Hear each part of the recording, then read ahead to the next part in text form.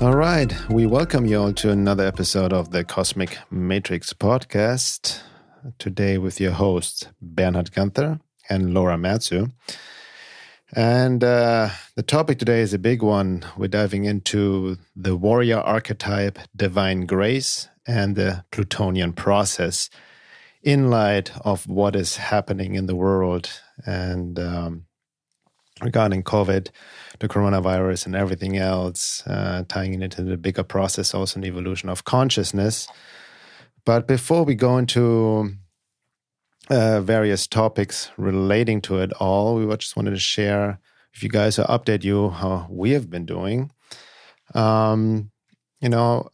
It's been pretty intense on multiple levels because we definitely feel the energy that's happening on the collective. And we mentioned it in past podcasts before. Everybody's just focused on the pandemic or plandemic and, the official version, the mainstream media, the conspiracies around it. There's all this focus and still this lingering death anxiety in the world and uncertainty. And, we get into that as well, more and more draconian Orwellian measures and laws and regulations coming down, even more so than before, it seems. So on a personal level, Laura and I also just finished our 4-week course, Shadow Work, Trauma, and Occult Forces, which went really well, but it was definitely a lot of work for all involved, and this is a lifetime process. But it's exactly that kind of work we need to do during these times.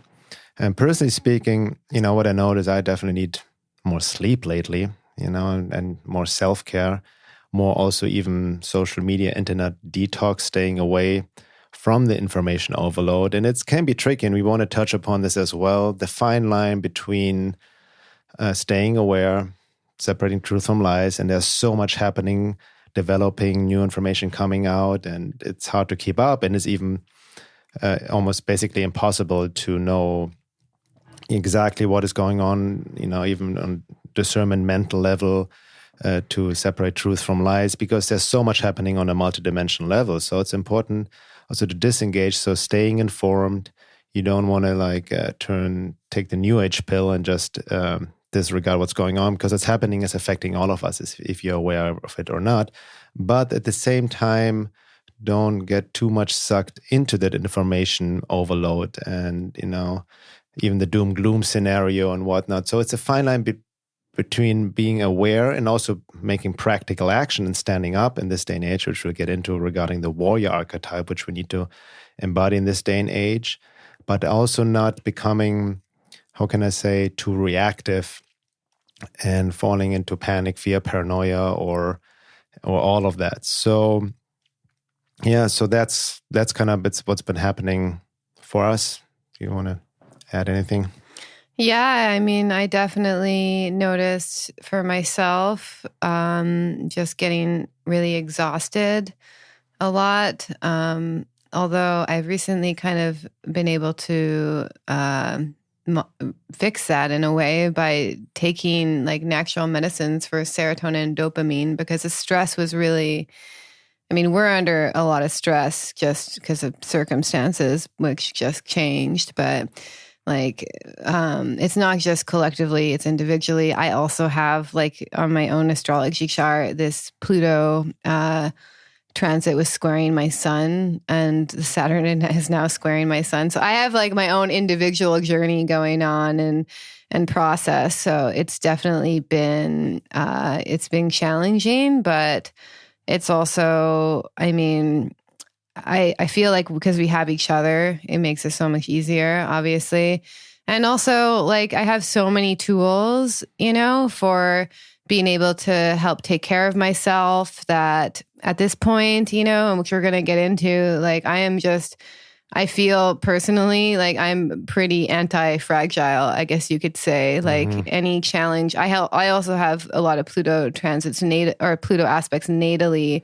So when shit like this happens, it's almost go time for me, and I'm in my comfort zone. So in a way, I'm also not. My main thing was to just stay connected to my spiritual practice and stay connected to my body, because I know that helps mitigate the impact of trauma. So we need to really just make sure during these times that we take time to feel our feelings, because what we're doing is we're taking care of our future self.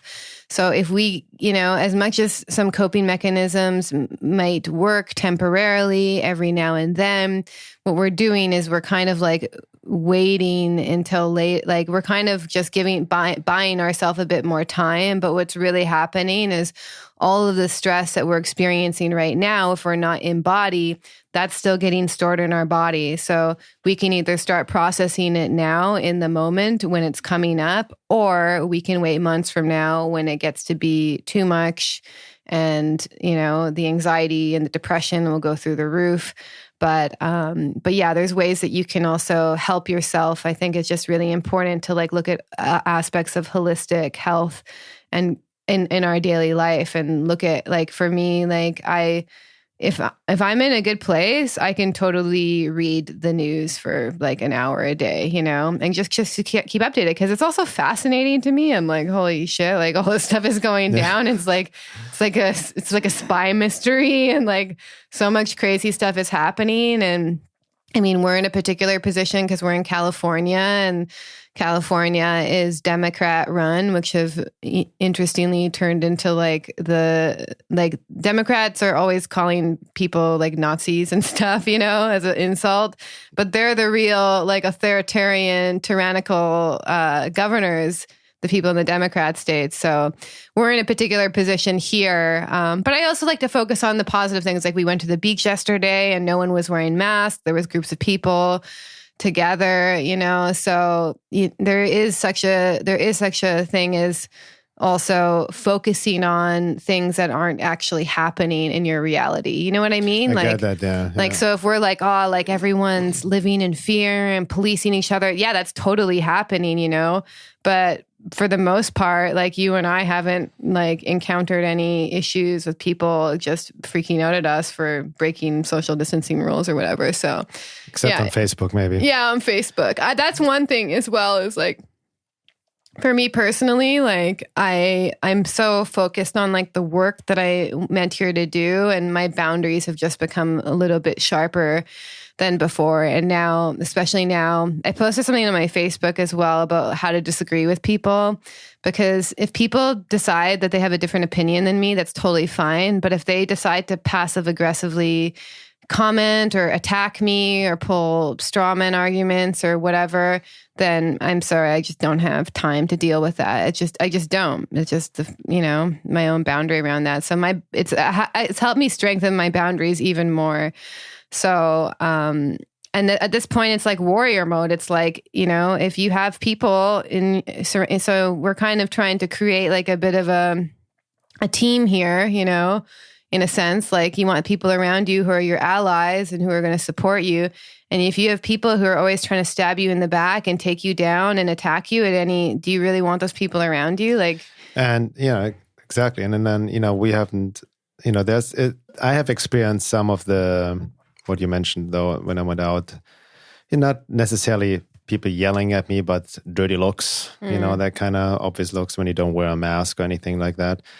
And yeah, I just want to address some of the points you made. It's interesting, intense times, like crazy times, dangerous times, but also fascinating. And personally speaking, part of me has a blast because everything I've been talking about, speaking out about, or writing about for the past 20 years is becoming more and more obvious. It's literally the age of Aquarian, the age of Aquarius with all the conspiracies. Yeah, just a side note. Yeah, exactly. Just a side note, an astrologer I follow sometimes, Mystic Medusa, she was like predicting, she's like, Aquarius is about to be the cool kid on the block.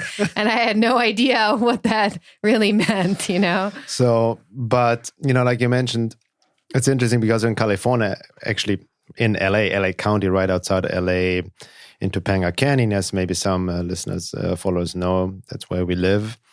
And it's fascinating here because there's a schism. There's definitely like a splitting, like a division, which you can say, but it's really fascinating what you mentioned as well, because all of a sudden, and I've never been partisan, neither left nor right, neither have you been, and people know who follow my work. I don't care much about it. I was maybe like more like liberal, but I never really voted. Yeah, I was also in the past maybe more like it made sense that the liberal Democrats were maybe the good guys and the bad guys always the Republicans. I wasn't actually liberal. I'm more lean towards we don't have just Republican and Democrat in Canada. We have all these like other parties too. Yeah. We have like a marijuana party, and like all sorts of things, yeah. But it's just fascinating to note, if you're objective, how literally the democratic states turn more and more fascist. Yeah. But when you look at the regulations, what's coming down, the draconian laws, and especially in LA, the lockdown got extended to the end of June. Last week, the mayor came out that all Los Angeles citizens have to wear masks outside, even if you're outside, anywhere. Well, that's what he's saying, but people actually literally aren't doing it. So some of it is interesting because when we go outside, there's some people wear masks, some people couldn't give a shit, basically, right? So that's good to see. However, I've seen people, reports from others, and that's really the dangerous part. How people who are completely in fear don't question the mainstream narrative and the official story of this whole COVID pandemic and whatnot, starting to snitch on others, right? To call literally the police or the authority and others who don't social distance, who don't self-isolate, who have too many people over their house or don't wear masks. So it is kind of like almost this Gestapo type SS Nazi thing that is happening as people start to police each other, like the classic Agent Smith syndrome. Right? And we've seen this go wrong like so many times in history as well. Like there's so many times that like when the neighbors, it is their karmic debt to pay, when 20 years from now we find out the truth of all of this in the history, hopefully, because it definitely, which I wrote about, it definitely reminds me of what happened to my grandparents who were put into internment camps and everyone in their community went along with it. And that's the issue. Yeah. And it's the same narrative like in Nazi Germany. They also said these laws came down, in German it would say, für ihre Sicherheit, which means for your safety. And you have this really mind control Orwellian double-speak slogans for your safety, save lives, stay at home, the new normal. That's a disturbing one. Full-on pathology becoming normalized. Yeah. Right? But what's interesting to note now, like let's look at some current events, and it keeps changing all the time. But, even go by the official numbers, the death rate is so low, that the survival rate is 99%. It's like, even if you look at the official numbers, it's not more than a bad flu in a sense. The official numbers, which they are changing the death rates now, and they're decreasing the death rates now because they this is like in New Jersey and Colorado, they just recently lowered the death rates because they basically separated what they called COVID-related deaths and actual COVID deaths. So exactly.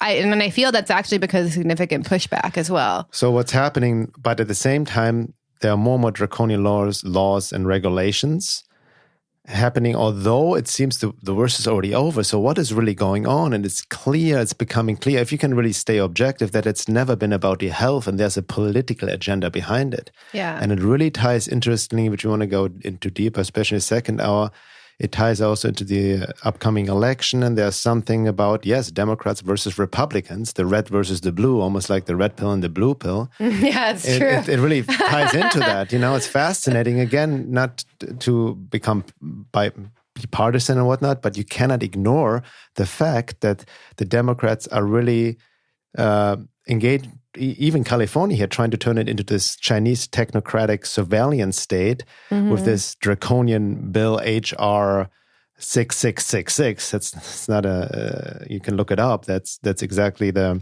number, and that it's called. Let me look it up exactly. COVID-19 Testing, Reaching, and Contacting Everyone Trace Act, HR 6666. And it was introduced by Democrats, and that's all ties into like people needing to, they want to have apps. If you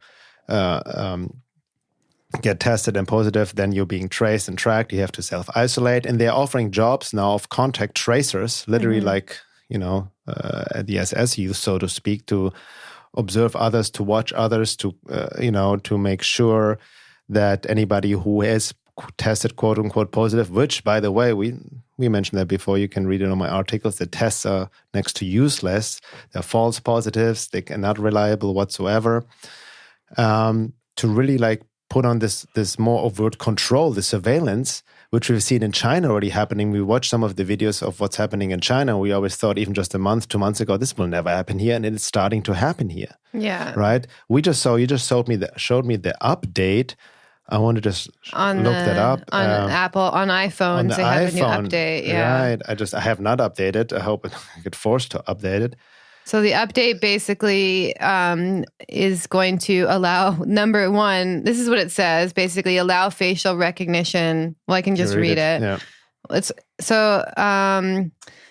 iOS 13.5 speeds up access to the passcode field on devices with Face ID when you are wearing a face mask. So now Face ID works when you're wearing a face mask. That's the number one thing.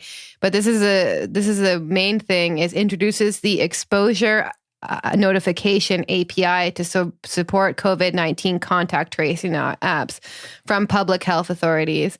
So basically, they need this kind of code to make these contact tracing apps, and then you have to. What I think, I don't know, I could be wrong, is that you actually have to download the contact tracing app. But I did hear as well. I don't want to download it to find out, but I did hear as well that in the health app on Apple phones, which you can't delete, by the way, they're going to have the COVID tracing app, and they're going to have like COVID symptom, like it's going to be a COVID related app integrated into the health app, which you literally can't delete the health app from your phone. Yeah. So, and that was just today, I think, or yesterday. Exactly.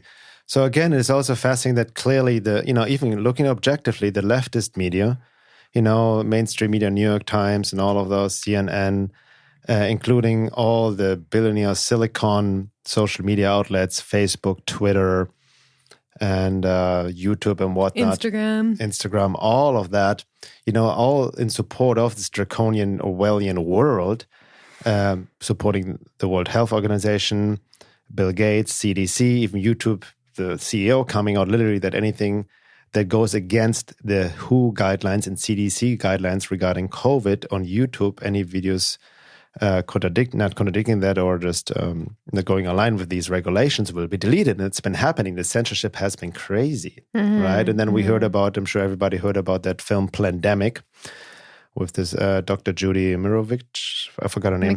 I don't know. But that's been like, interestingly, like even the mainstream media come out, why you must not watch this video, and how you call even telling the readers on mainstream news what you would tell others who watch this to put them down or to make them not watch it, to dismiss it. Well, no, like they gave them specific scripts on what to say if someone tries to get you to watch Plandemic, and then they literally give you exactly what to say, so that you don't have to think for yourself. And the debunking of that doctor by people who have never read her work.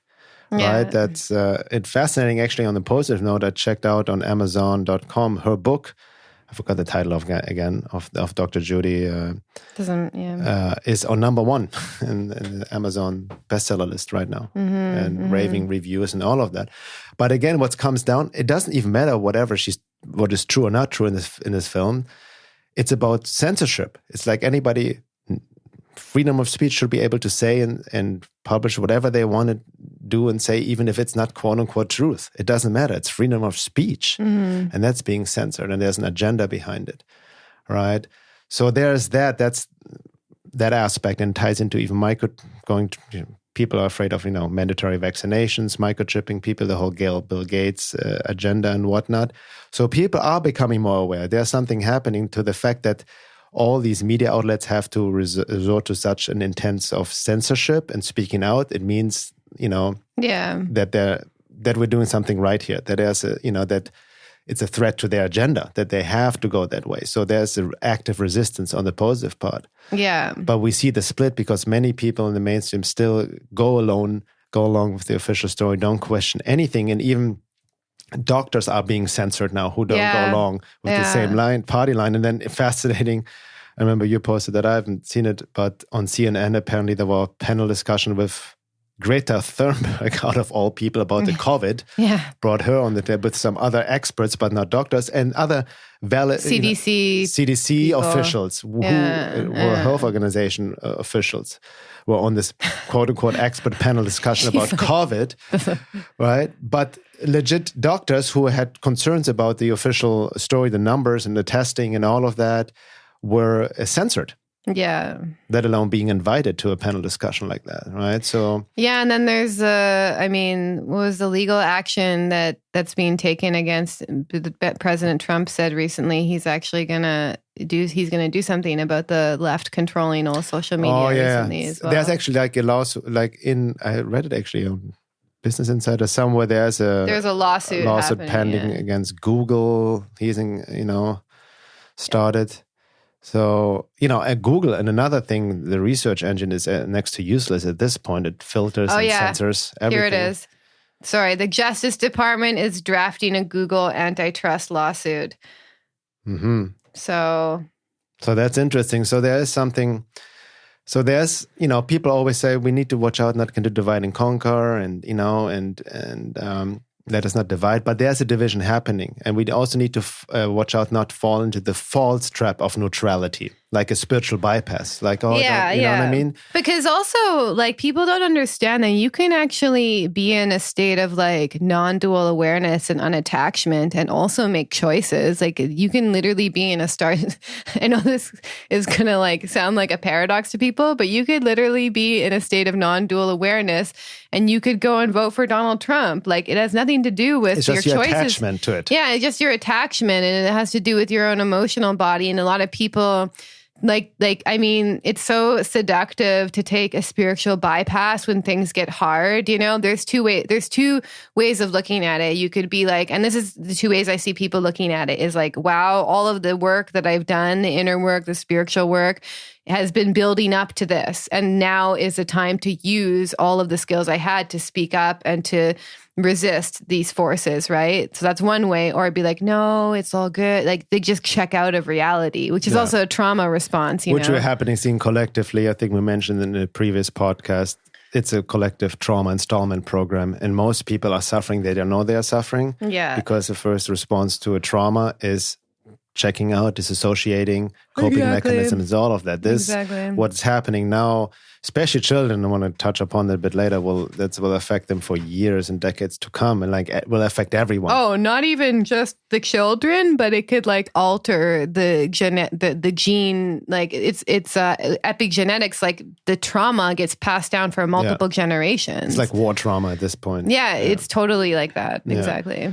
So with all this, we don't want to maybe just touch upon briefly what's happening right now. Most of you guys are aware, obviously, so not to get too much into specifics, but let's talk about the necessity of embodying the warrior archetype in this day and age, which we just alluded to with this is not the time to stay neutral or passive or spiritual bypass into everything as one and just send love and light, or even fall into the trap of blind compassion. Right? We need to stand up, the warrior archetype, the anti-fragile attitude, to stand up, to follow conscience, to be on the right side of history, right? Because like you mentioned, we can, I talk about this non-dual awareness, even talk about the trap of identification with left or right. And this is, like you mentioned before, that doesn't mean non-action. It doesn't mean to sit back and just watch, what's going on. We need to have conscious action, like a spiritual type of activism, not reactive mechanically,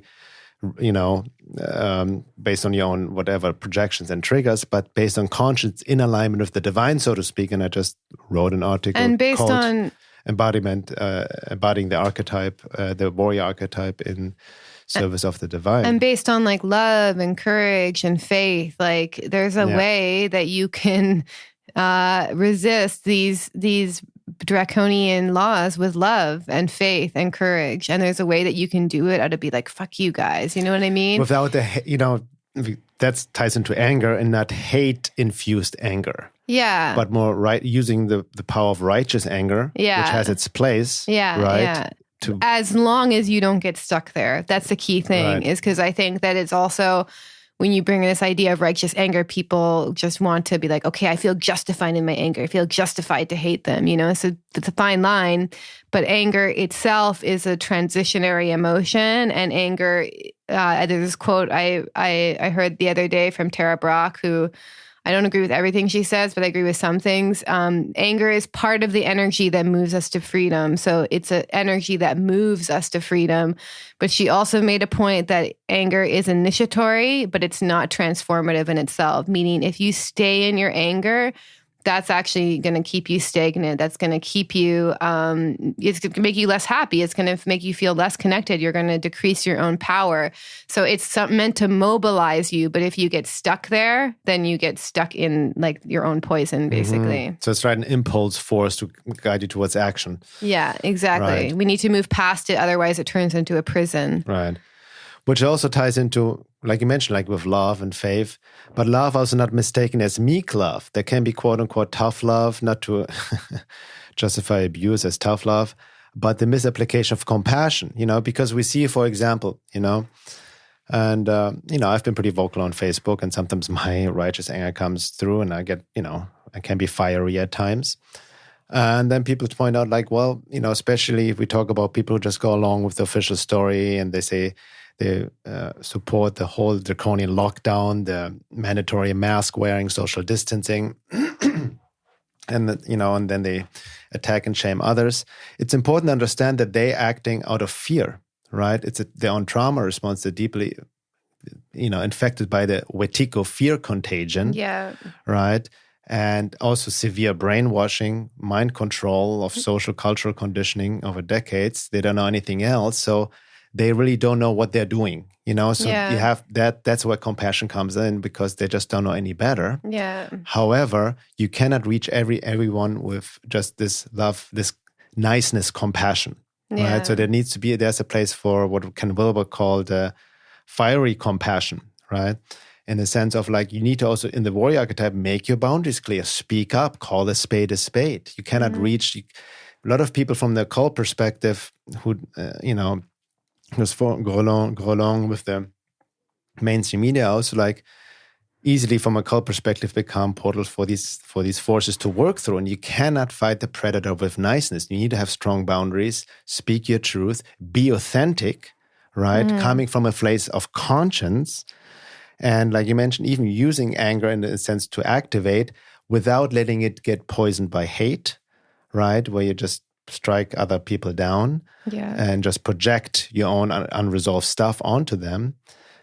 So it's a fine balance. And know your boundaries. Like I see so many people, like, they post something like sharing some alternative information outside the mainstream news narrative, and someone will jump on and just like personally attack them for posting it, and people will engage with that. You know what I mean? Like it's also important to like look at like if someone is personally attacking you for sharing information, they're not worth engaging with. They're not interested in hearing you out.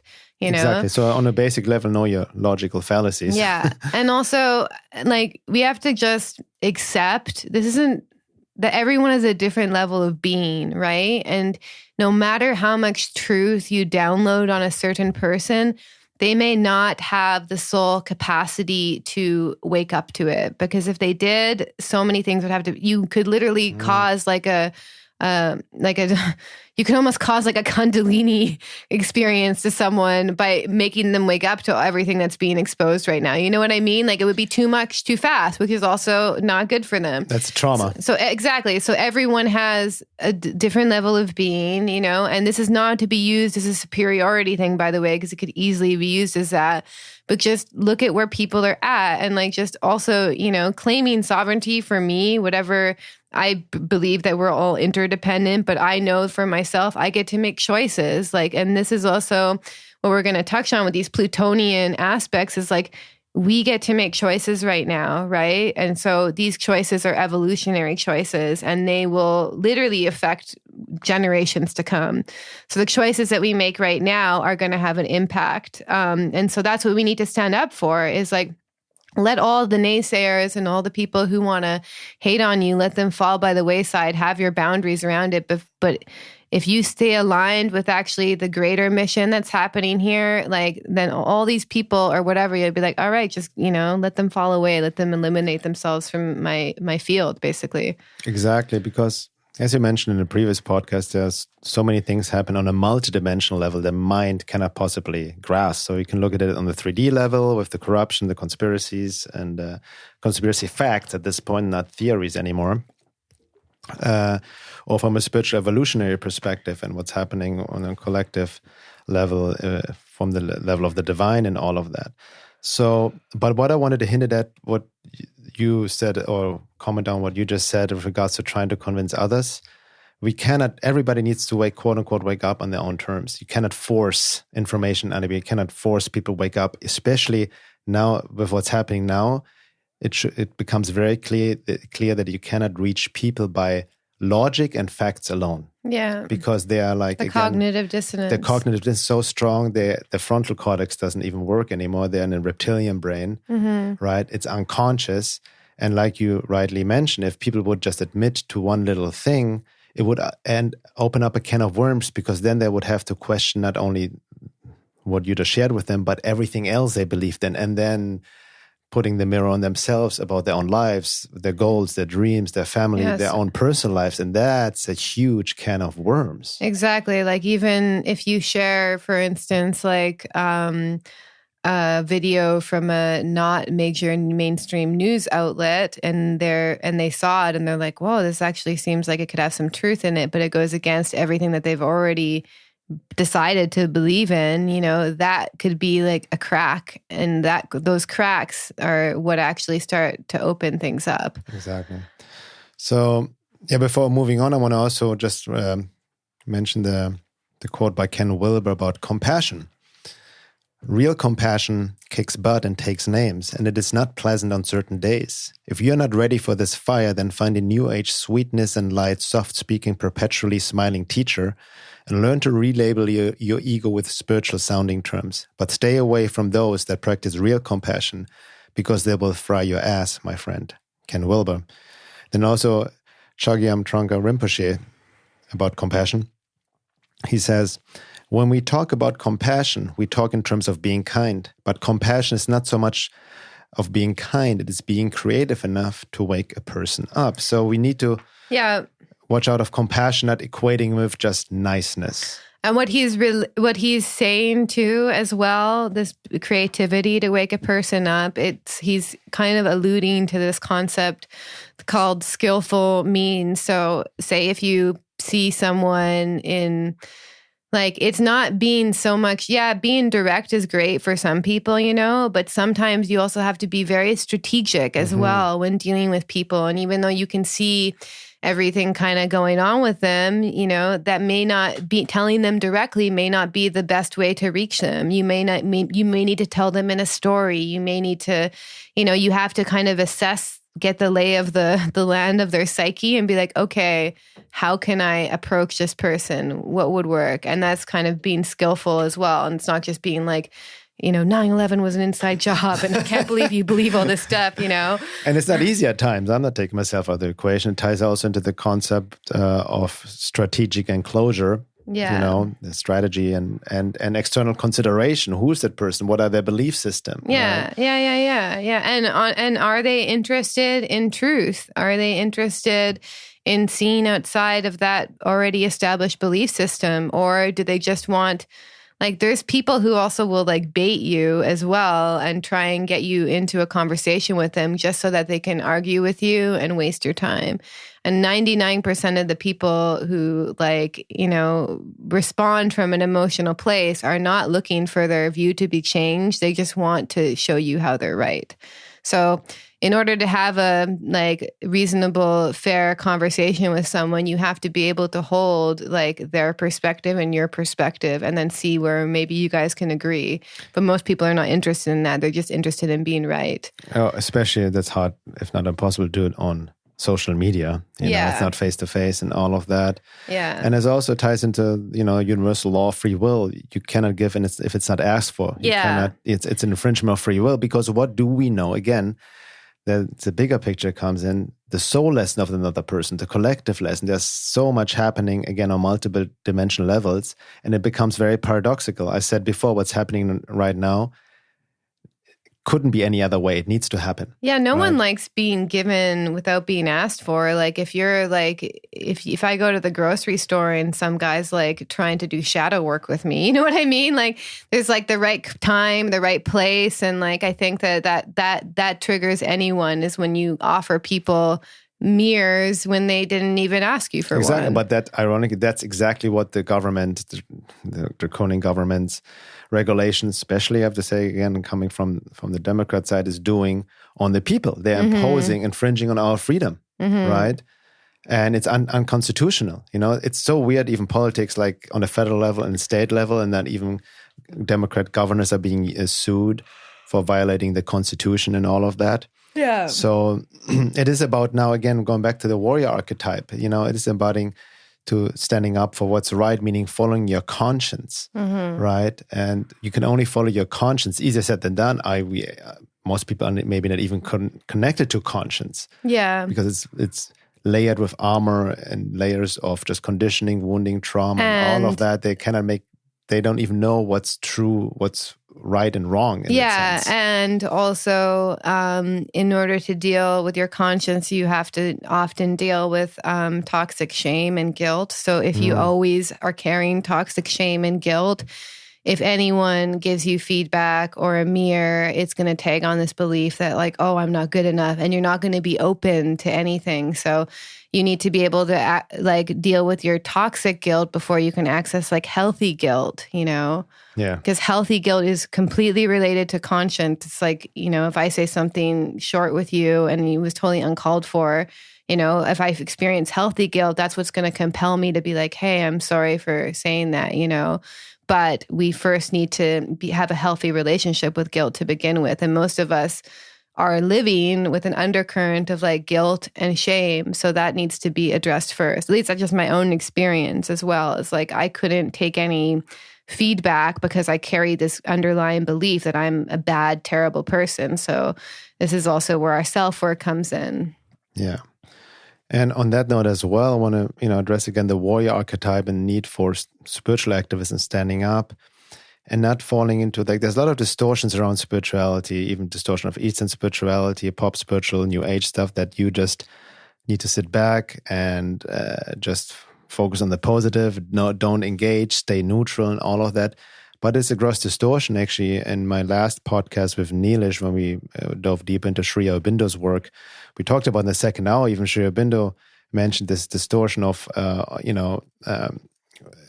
spirituality that then leaves people open or vulnerable to the hostile forces to invade. There was even the trap of the aesthetics. That's why India was invaded so easily by the English, colonists and whatnot, because they didn't resist and all of these kind of things. And even very interesting, Sri Aurobindo was highly critical of Gandhi, which that's a whole other topic on its own, but Gandhi is not who most people think he is, based on, Hollywood, his movie and whatnot, and his non-violence distortion and distortion of pacifism and all of that, or turn the other cheek and all these things, because even from a spiritual perspective, where it gets very paradoxical. There's the divine force and the anti-divine forces, and the anti-divine forces need to be destroyed, right? There's a battle going on versus dark and light, and then some people say, well, don't feed into the duality aspect and all of that.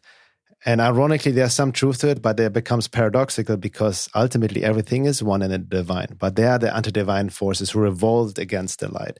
So there's a deeper spiritual lesson for us on an individual level and as well on a collective level, right? So, and that's what we're going through right now. And I want to really quote the mother from the collected works of Sri Aurobindo and the mother, and that's really what's happening right now.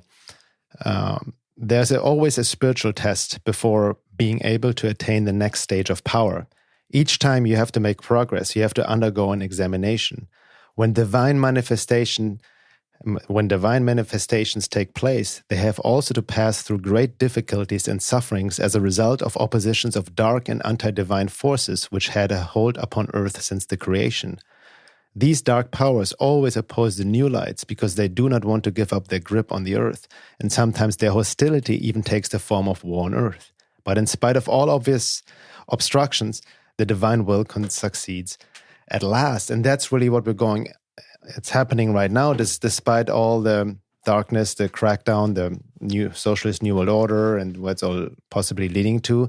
There's a bigger transformation. There's a light trying to anchor itself. There's an awakening happening. People are waking up. People start to question on a level. You don't see it on the mainstream. They try to best to deflect from all of that. But there's a bigger process happening. And maybe we can look at that now also, especially from an astrological perspective, from a perspective of evolutionary astrology and the Pluto transits that are occurring right now on a collective level.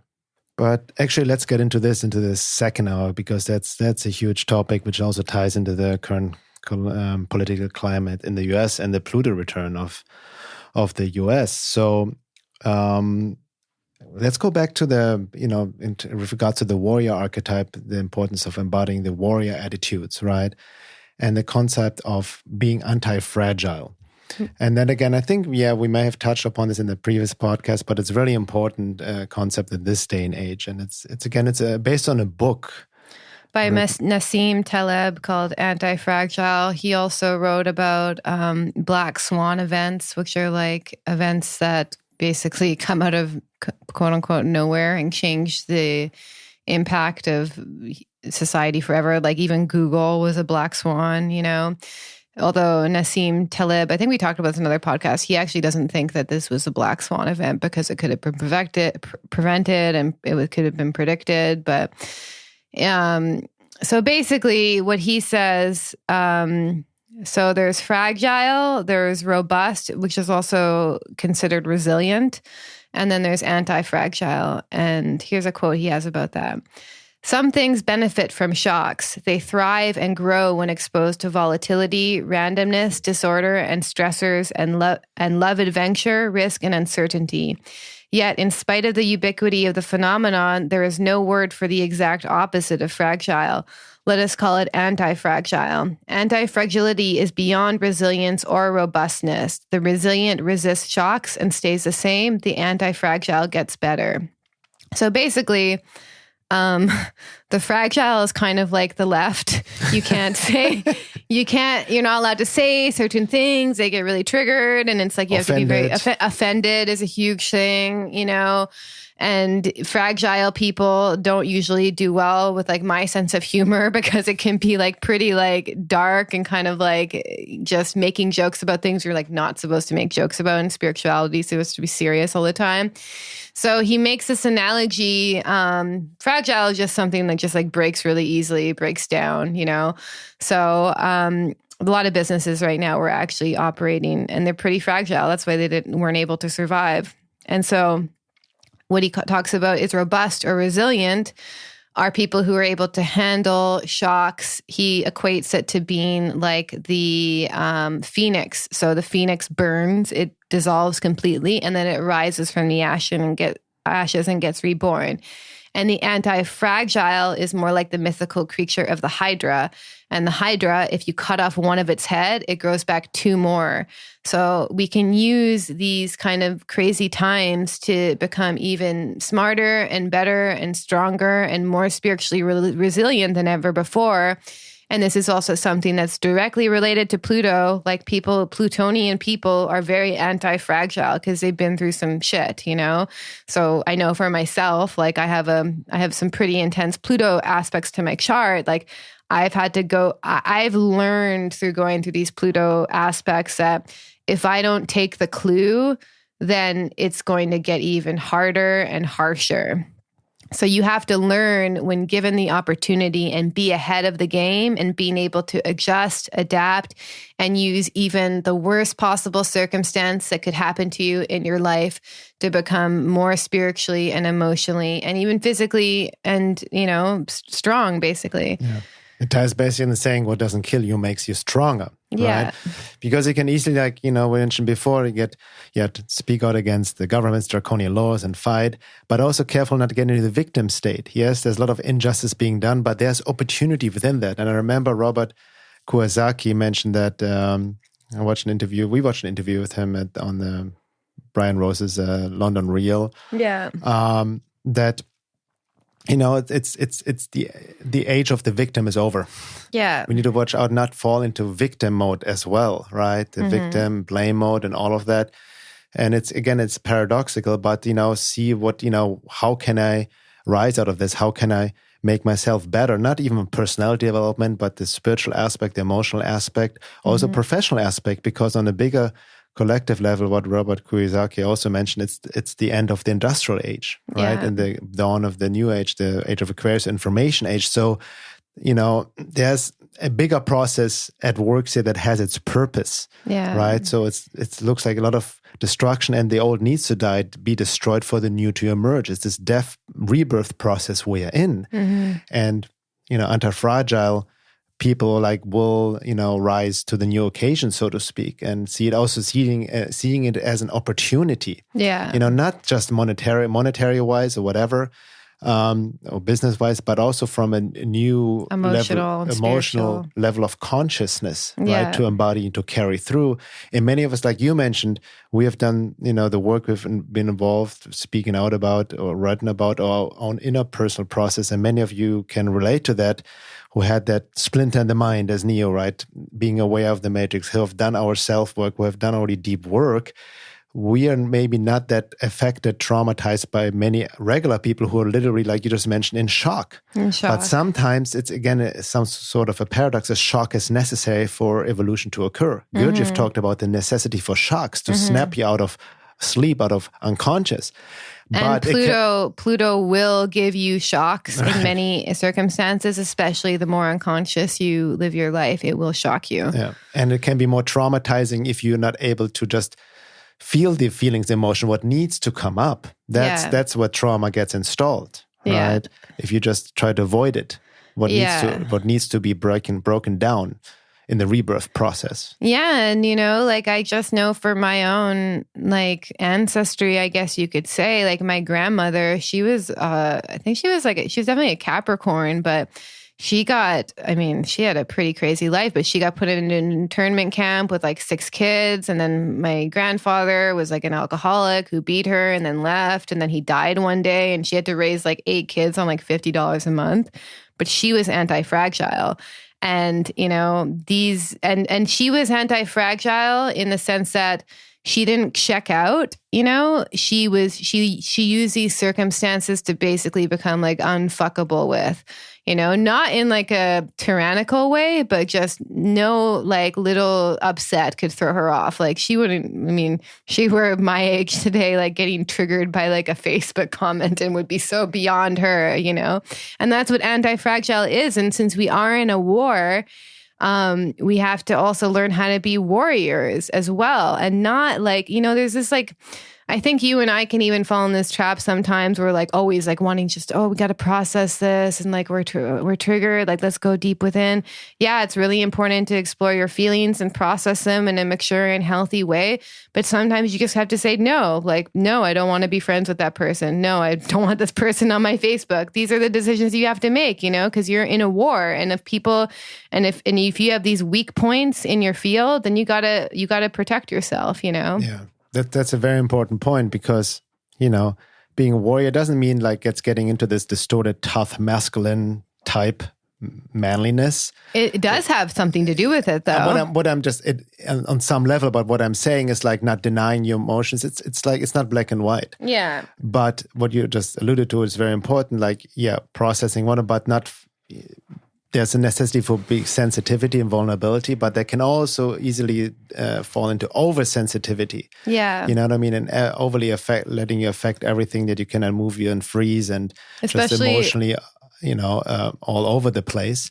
So even Sri Aurobindo talked about that certain sensitivity is necessary for the process, but an oversensitivity is also detrimental to it all. So and that's where the warrior archetype comes, this anti-fragile, and where also the concept of rejection, no, fuck this, and I'm going to put up with this, I'm going to move on. Right? Yeah, exactly. And also, I can just give a personal example. It is really overwhelming. I spend like lots of time just curled up in a blanket lately, but there's some moments where I'm like, no, you need to get up and you need to do something. And it's like that saying goes, like the pulling yourself up by your bootstraps.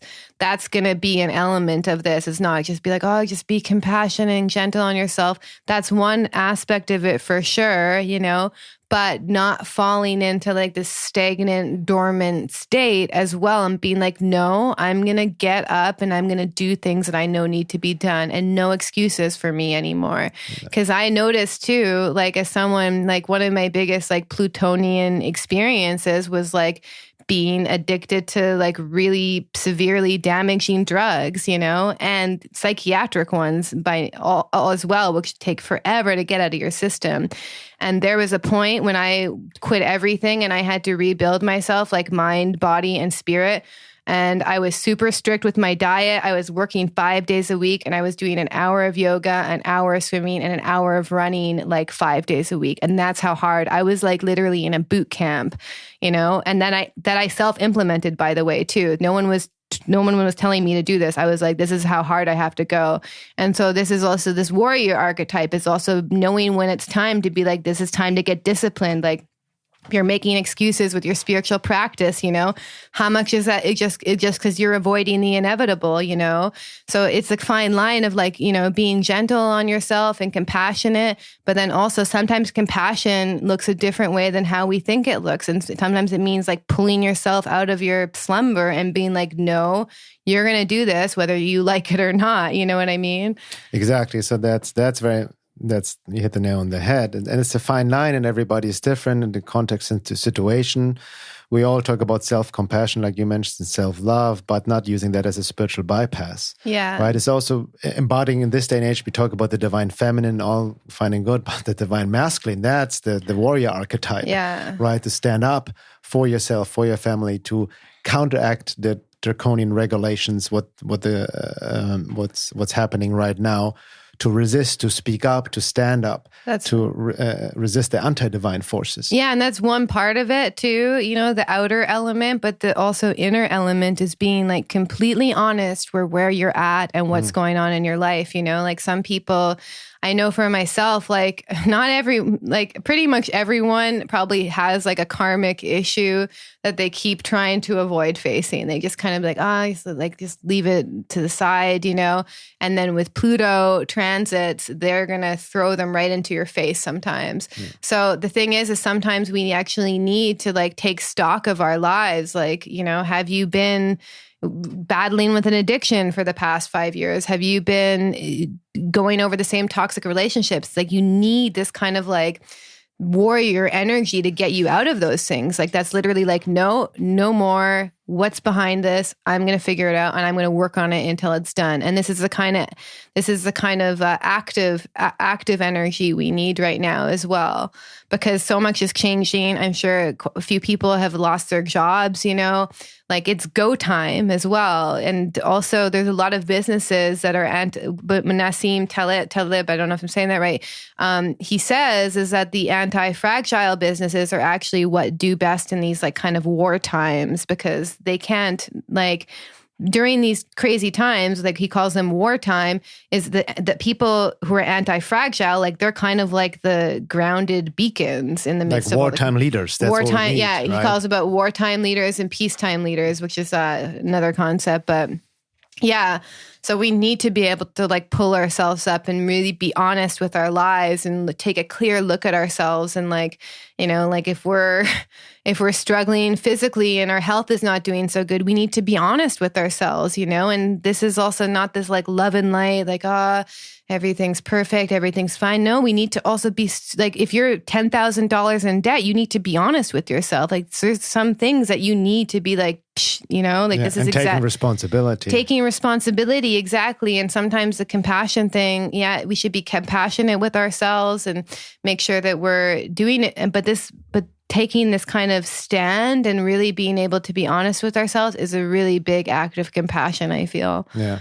Now, that also reminds me of, from an esoteric perspective, all the esoteric teachings, especially Gurdjieff talked about it from also the basis of esoteric Christianity. I even heard Adyashanti talking about it, as well as Sri Aurobindo, how the ego mind, we also like to rationalize, Yeah. like we rationalize our defects, our blind spots. We don't see ourselves clear. And from the esoteric perspective, it's quote unquote almost easier to point out the lies in the world, especially right now. You're glued on the internet, all the information, conspiracy, that's what's happening, But are you really facing the lies within yourself? Yeah. And that's key, because from an esoteric perspective, lies to the self are the most harming, your self-justifications. Yes. Right? So that's why even we get more into that in a second hour. We also want to talk about the Trump topic, the whole topic on QAnon. I've done more research into that. Obamagate. And now people waiting for the big awakening, the draining of the swamp, taking down the cabal. That's all. Again, we go more into that in the second hour. It's not that black and white. But, if you want to be, we all want the lies and the corruption to be exposed in the outer world, but you cannot separate that process from your own inner process. So you need to confront your own inner quote-unquote corruption, the lies to the self, exactly. what you've been avoiding to look at. And we're not taking ourselves out of the equation. It's not easy to take a really sober look into the mirror. And sometimes you cannot see yourself clearly as well, right? Because the ego mind easily likes to, justify or deflect or fall into this false, notion of self-compassion or just going along with it. Right? And in our relationship, we have the benefit of we give each other mirrors, pointing out our blind spots, right? Yeah. That kind of mirror doesn't feel good to the ego, but there's truth to it. Exactly. Right? Exactly. So this is the time right now to all needs to be revealed. But if you get into warrior mode, and then you start to appreciate things like that, and you're like, okay, tell me what I could work on. Like, let me know, be honest with me, because there's also going to be a part of you that knows that it's true when you hear those mirrors. Exactly. And unless, it triggers you, that ties into shadow work. It could trigger you, but you could also know it's true at the same time. If it triggers you. Exactly. If you apply shadow work. Exactly. But you make a good point from the warrior perspective, then even facing the lies, delusions within ourselves from the warrior perspective gives you a motivation. Exactly. Like Don Juan, talks about from Castaneda's teachings about the warrior. The ordinary man sees everything just as good or bad. You know what I mean? Good for him or bad for him.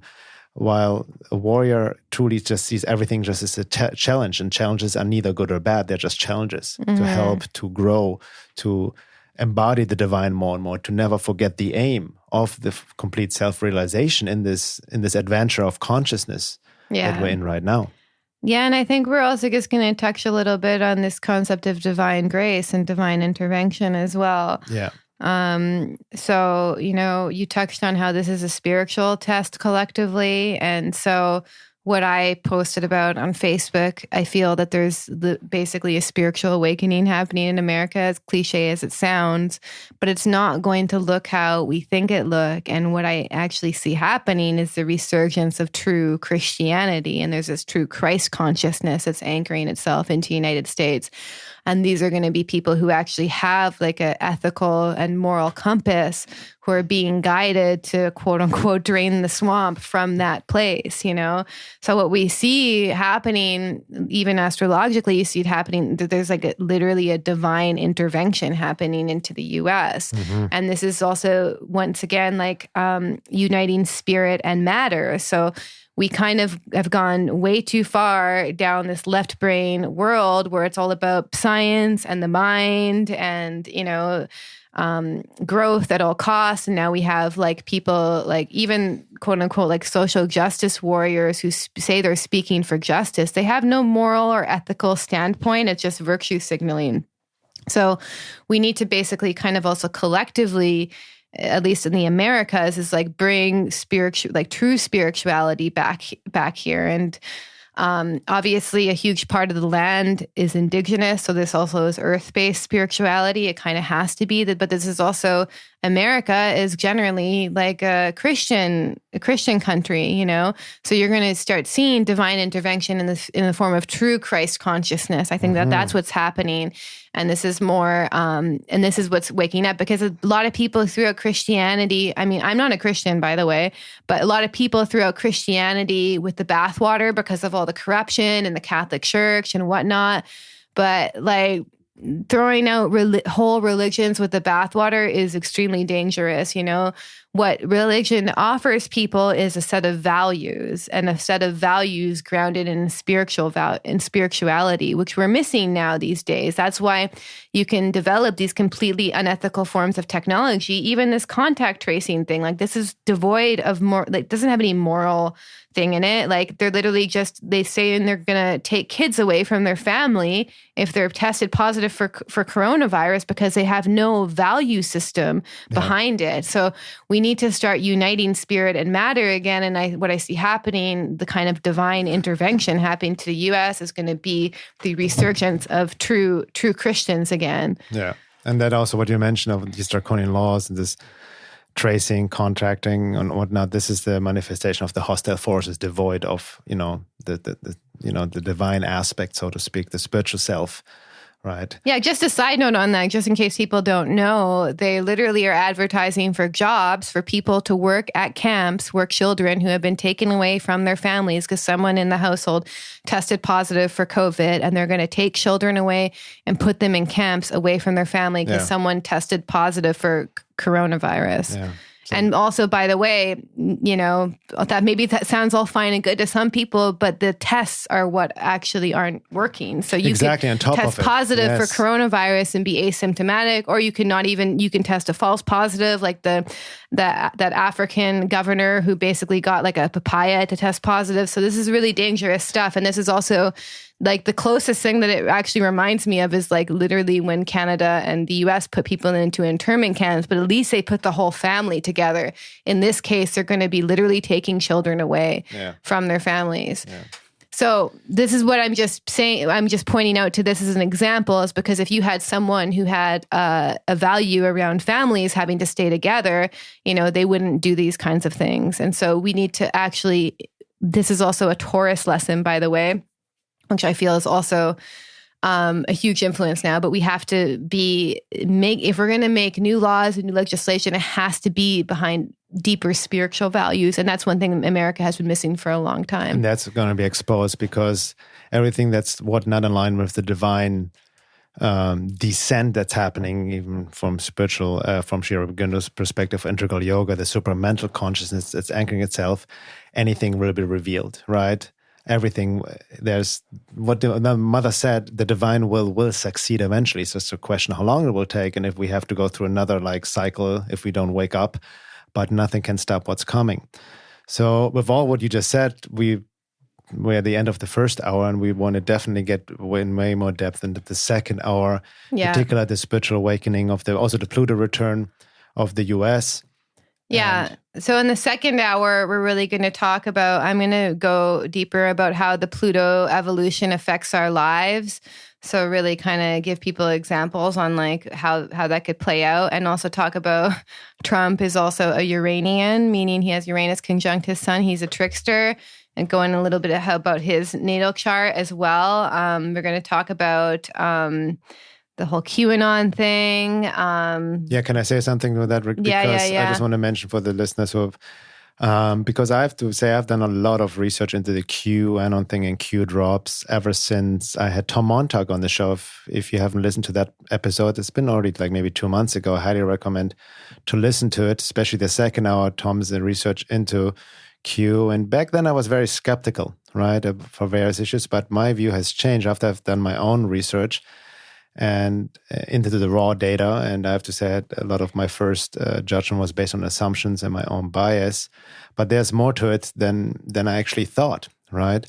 So we definitely want to talk more about the whole Q phenomenon, the Q drops, the data actually, Trump's role in it, all of that, and also tying that into what's been coming up lately, Obamagate. It seems to be like a sort of starting point.